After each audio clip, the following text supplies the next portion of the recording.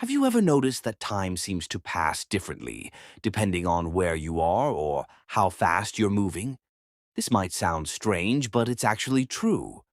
Thanks to a theory by Albert Einstein, we know that time can change based on two things: how fast you're going and how strong gravity is around you.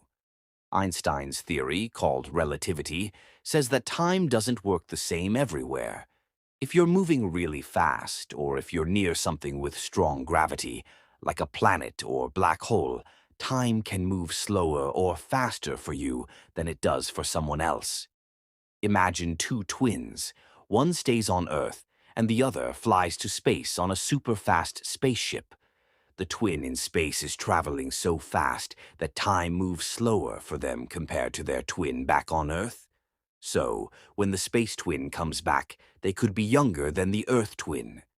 It's not just about speed, though. Gravity also affects time.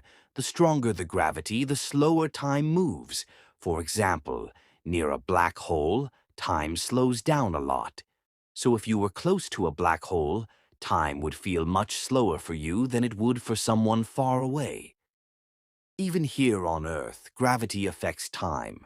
Satellites orbiting Earth are farther from its gravity, so time actually moves a little faster for them compared to clocks on the ground.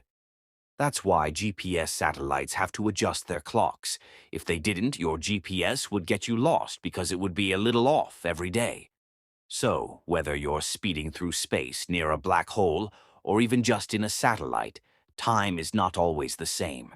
It's a really cool part of how our universe works. I hope that clears things up.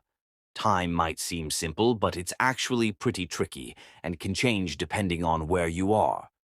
Stay curious, and I'll see you next time.